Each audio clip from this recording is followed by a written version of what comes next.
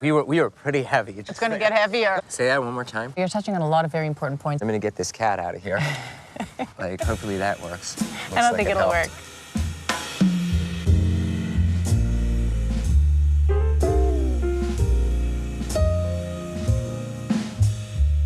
Hi, welcome to Wine with Adam. I'm your host, Adam Scott Bellos, and today I am here with our very special guest, Michal Cotler-Wunsh, international law expert, member of parliament or Knesset, mother, wife.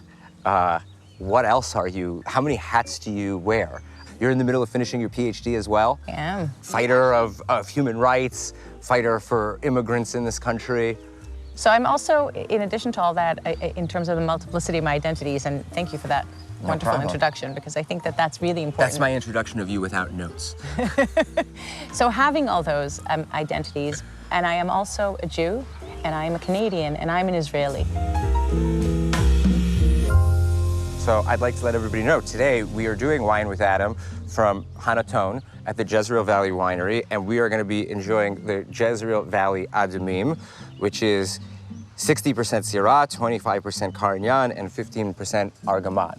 And you were telling me that those are all... These are all very Mediterranean blends. The entire idea with this winery is to try to create the first modern Israeli winery that focuses on Mediterranean blends and kind of encapsulates the Israeli spirit in a bottle of wine. And because Hanaton has such incredible history. Such incredible history, people don't realize. You know, this was the place where many stories of the Bible took place. This is where Elijah fought the prophets of Baal. This is where the Northern Kingdom's entire center of life was. So do me a favor, tell me what you smell, tell me what you like, tell me what you taste. I mean, the color is beautiful. I smell ruby red roses, if that makes sense. I smell berries. Ooh, berries, yeah, definitely.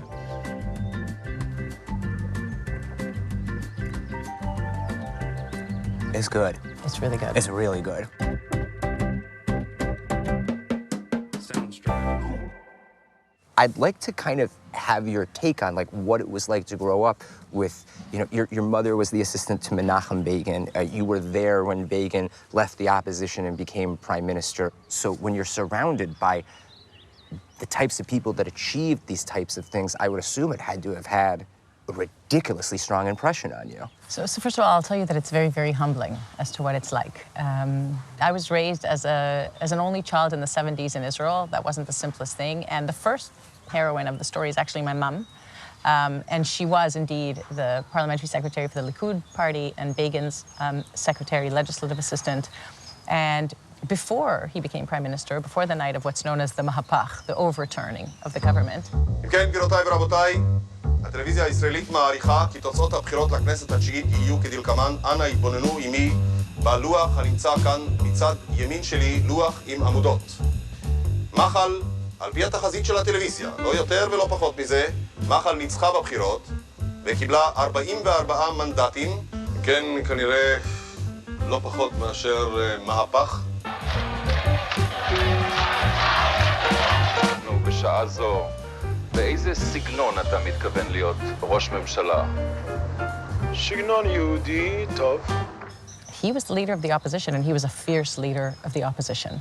And when we look at that understanding of being an opposition leader at a time where the gaps societally in the state of Israel were tremendous in terms of social mobility, and the understanding that Begin had that the most important thing that he could champion was the internal unity and resiliency of Israeli society. It was that came through in everything that he did. It was through his own understanding and through his own humility that he was able to relate to everybody, to people who didn't have social mobility. And again, I refer to another great woman, and that is Eliza Begin, zichra livracha. Me? Because Eliza Begin understood that she had to speak to the mothers, speaking of women, in order to enable social mobility. So Project Shikum Shchunot, and the company that built the buildings was called Pilzot, and it was all about social housing, enabling ultimately social mobility to the children that were growing up in neighborhoods that they would have none. And the way that Eliza Begin understood that that would be a possibility was by bringing mothers into a room. by bringing the mothers of children. Women don't cry. I think that we can afford it. It is a luxury. Perhaps others can do it. But we can't cry in sorrow because we must be strong in order to support the men and our children. I want to get a couple of words on what it was like to grow up with your dad, because I think this is where a lot of your passion comes from. I mean, I might be wrong, but I don't know how somebody could see and understand the things about the world that you were so exposed to at a young age, you know, based on your father's work. I mean, what was that like, knowing that your father was helping free Nelson Mandela and Natan Sharansky? I mean, it's like case after case after case. I mean... So you're right. We spoke about human rights before through Begin's perspective. And actually in 1977, the year of, you know, that night that I sat in the Knesset cafeteria and was carried on the shoulders of giants in a euphoric outbreak of dance, which is what happened that night, was also the year that my parents actually met around the Sharansky case. So my mother, speaking of another great woman alongside Natan Sharansky, then known as Anatoly Sharansky, was Avital Sharansky. So Avital actually committed her life to sounding that voice. And my father indeed built the legal case and cause, the Sharansky case. That's what it's called. It's a huge book. We still have it. I tell people it's the size of a phone book, and nobody knows what that was. It's bigger than his really new book? Big. Yes, really, really big.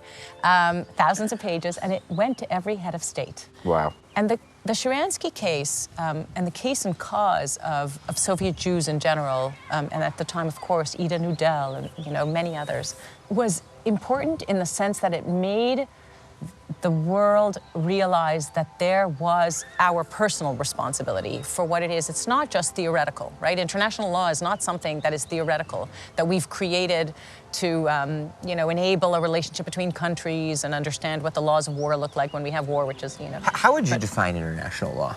International law is the only framework that exists currently that regulates the relationships between countries and between individuals of those countries and citizens of the world. With a capital I or a lowercase I? Well, that depends on how we utilize it, right? That's up to us. That's like, that's where the personal responsibility comes in. And what we do with it actually shapes what it'll be. And actually what we can do with it, and we see that happening today too, can undermine potentially that only organizational structure that exists. So I was really privy to that, and that's what my parents met around, right? My mother was very good friends with Avital, and my father was writing the Sharansky case, and they spent their nights falling in love, but also writing the Sharansky case. בחיי זכיתי להורים שנטעו בי את ערכי ההומניות הנשאבים מזהותנו היהודית, ונדרשתי לא רק להכרה ולהבנה, אלא לפעולה, אל מול חוסר צדק מקומי ועולמי משווע. You refer to, you know, me being exposed to the tremendous, I would say the giants of that generation. Esther Ziel Naor, Yechiel Kadishai, Yochanan Badir. They were the generation, or the founding generation of this country. And I'll say, Adam, we're still the founding generation of this country. The country is not the donkey. As I'm talking about the founding generation of this country. A jackass starts. Yes. Yeah, and we still are.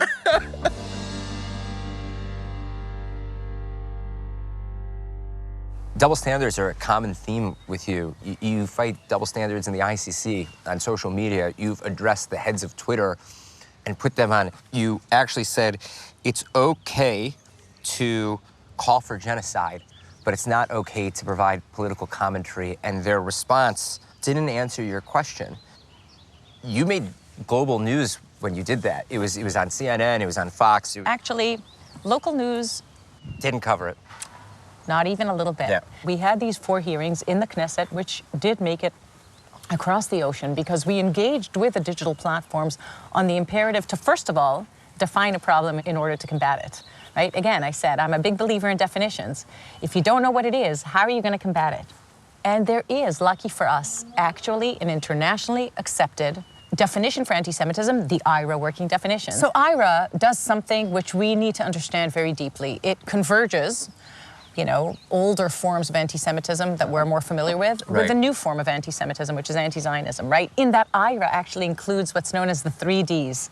demonization, delegitimization, and double standard. Indeed. What is the difference between criticism, I get asked very often, and delegitimization? Well, the very right of the state of Israel to exist, the only single Jewish state in the entire world, is exactly where that delegitimization is important to understand. And IRA is a key resource to highlight why that is unacceptable. You're touching on a lot of very important points, Adam. Probably too many No, it's important okay. points, and I'm going to get this cat out of here. Like, hopefully that works. Looks I don't like think it it'll helped. work. What do you want me to do? We talked about the digital platforms and the double standards and the engaging with, not combating, not conflicting with, not at war with. You know, conversation has to happen. Conversation with the digital platforms, because with the tremendous power that they have comes even greater responsibility. And that tremendous power means that if there is a problem of any kind, and let's say anti-Semitism is the one we're talking about at the moment, we first have to define it. That guiding definition for anti-Semitism has to guide them in creating policy, which is then, of course, transparent and consistently applied to those that violate it. And that it's not just about anti-Semitism. I used to call it, you know, the canary in the mine shaft. And after engaging in this, I realized it's more than that. Anti-Semitism is actually the predictive example for how disinformation works on digital platforms. Say that one more time. Anti-Semitism Right.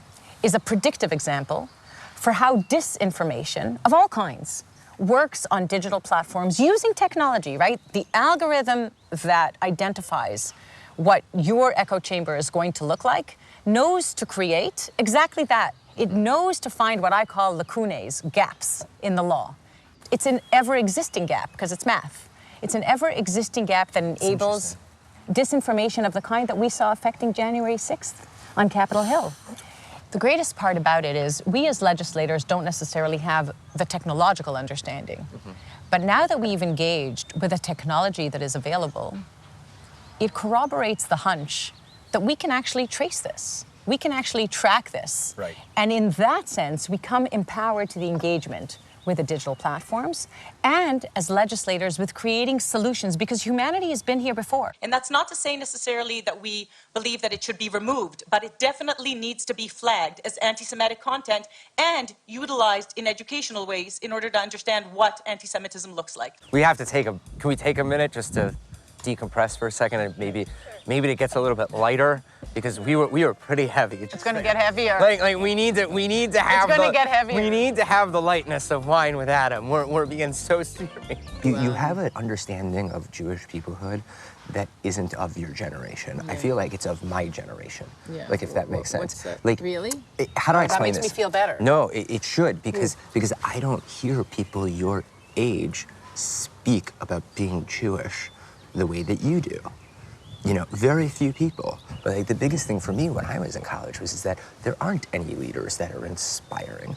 And the big thing is that the difference between the founding generation and the generation that's leading this country now is that I don't care what anybody says. When was the last time Bibi Netanyahu got on a podium and addressed the nation to inspire them? There's no vision. There's no vision. Everybody's running from thing to thing to thing to thing to thing. And I'll tell you where we're at. Where we're at is that the balance has shifted, and Israel is not only a home for Israelis, it is the home of the Jewish people. Right, and we've forgotten that. We have completely and utterly forgotten that. Tell me when we're ready. We're ready. So I ask everybody this question as their last question, since we've gone over time and my editors are going to kill me. I really like this question that I kind of came up with when I was with Natan and Gil. If I was 12 years old, give me one sentence that you would want to impart on me that could give me everything that you could. I'll answer that, but first I'll say you have to tell me what Natan and Gil, who I adore both, you'll have to tell me later what they both said. I'll show after you. I will tell show you. I will show you what they said.